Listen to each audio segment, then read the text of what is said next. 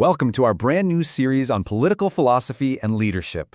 We're kicking things off at the very beginning with a thinker so influential, and honestly so controversial, that his ideas still totally challenge our assumptions about power and justice today. I'm talking, of course, about Plato. So here's our game plan for today. First, we're going to figure out what political philosophy even is. Then we'll dive into the one core idea that really unlocks all of Plato's thinking.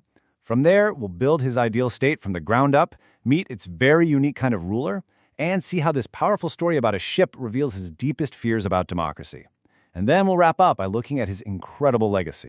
All right, so before we can even begin to understand Plato's solution for the perfect leader, we've got to ask a much bigger question. What kind of problem was he even trying to solve? What exactly is political philosophy? I mean, we hear the word politics every single day, right? And usually, it's not in a good way.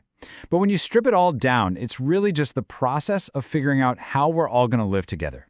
It's the space where power gets used, rules are made, and we decide which way society is headed. And this is where we find a really crucial split. On one hand, you've got political science. It tries to be descriptive, kind of like a biologist studying an ecosystem. It looks at political systems just as they are, without passing judgment. But political philosophy, it's prescriptive. It's not happy with just what is. It has the nerve to ask what ought to be.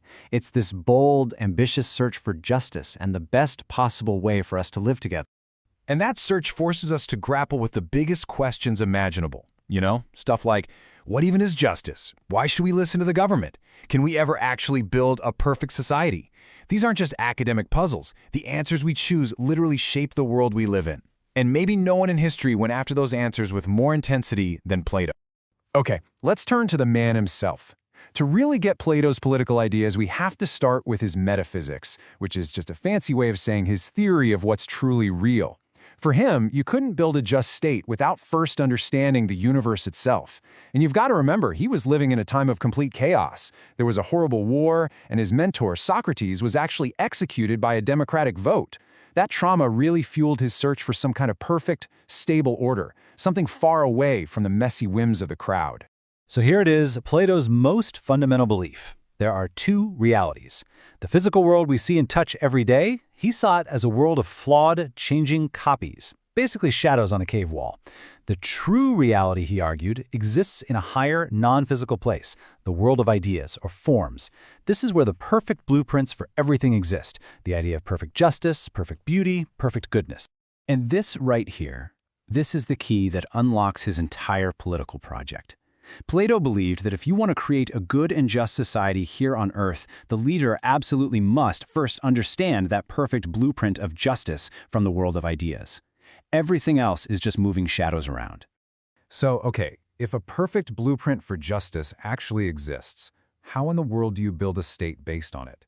Plato spent his most famous work, The Republic, trying to answer that exact question. And his answer was wild. You structure the perfect state to be a perfect mirror of a well-ordered human soul. Plato's whole design is about this parallel structure. He argued that our soul has three parts: our reason, our spirit or willpower, and our appetites, our desires. A good person is someone where reason is in charge, using our will to keep our desires in check. Well, he applied that exact same logic to the state. The wise rulers are the state's reason, the courageous guardians its spirit, and the productive workers are its appetites. For Plato, justice in a state, just like in a person, is simply this perfect harmonious order. And the lives of these different classes are, well, they're completely different. Take the guardians, the state's protectors. Their entire existence is engineered from birth for one thing: the good of the state. They can't own any private property because that leads to greed. Their education is heavily censored. The state decides what music they can hear and what stories they're told, all to stamp out weakness and build absolute loyalty and courage. Now at the very top of this pyramid, we find Plato's most famous and, let's be honest, most controversial idea. Who gets to lead this perfect state? It's not the most popular person, not the richest, not the one born into it. Nope, it's the wisest. It's the philosopher king. And this ruler doesn't just win an election. They have to survive a grueling 50-year-long educational journey. It starts with decades of mastering abstract sciences like math and astronomy, things designed to train the mind to see beyond the physical world. Then comes years of studying dialectics, the very nature of the forms themselves. And after that, years of mandatory real-world government service. Only the people who excel at every single stage are finally deemed fit to rule, at age 50. But here's the thing. Even that half-century of training isn't enough. For Plato, you had to start with the right raw material in the first place. A potential ruler needed to have this innate set of virtues: courage, a good memory, self-control. But the one quality that was the absolute, non-negotiable foundation for the whole thing: a passionate, all-consuming love for the truth and an equally passionate hatred for lies. So, here's the crucial point. Plato saw governing as a specialized skill, a real expertise, just like medicine. Think about it. You don't vote for your doctor, right? You don't ask the most popular person you know to perform your surgery. You go to the expert. For Plato, the exact same logic has to apply to the health of the entire state.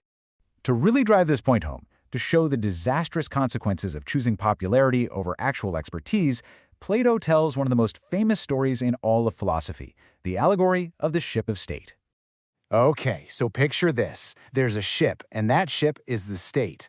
The ship's owner represents the people. He's big and strong, but he's also a bit short-sighted, a little hard of hearing, and frankly, he knows next to nothing about how to sail. Now, the sailors on this ship are the politicians. None of them have actually studied navigation, the art of governing. Instead, what they're really good at is persuading and grabbing power. They're all competing to flatter and manipulate the ship's owner into letting them take the wheel, and then they just sail wherever they feel like going. And then you have the true navigator. That's the philosopher. He's the only one on board who actually understands how to guide the ship safely. He's busy studying the stars, the winds, the timeless truths of navigation. But the other sailors, caught up in their power struggles, just look at him and think he's completely useless, just a daydreamer with his head in the clouds. And this is where Plato delivers his devastating question. On a ship like this, who does everyone actually call the true captain? The answer, of course, is not the person with the actual knowledge. No, the title of captain goes to whoever is best at manipulating the owner and taking control. And for Plato, a state run by power seekers and flatterers instead of experts isn't just poorly run, it's a ship sailing straight into a storm. It is destined for disaster. So, after all of this, the world of forms, the state built like a soul, the 50-year training program, what's the final takeaway? What was the ultimate point of Plato's massive project? It all comes down to this one simple, powerful idea. Justice isn't about laws or contracts. For Plato, it's an internal state of harmony. It's when every single part of the whole, whether it's the parts of your soul or the classes in society, is doing the one job it's naturally best at, all under the guidance of wisdom and reason. But, and this is a huge but, Plato's vision of a perfect state, so rigidly ordered and ruled by an unelected class of experts, leaves us with a really profound and unsettling question. Does the pursuit of perfect justice always end up destroying our individual freedom? It's a tension that has haunted political philosophy for more than 2,000 years, and in our next explainer, we're going to see how Plato's greatest student, Aristotle, came up with a radically different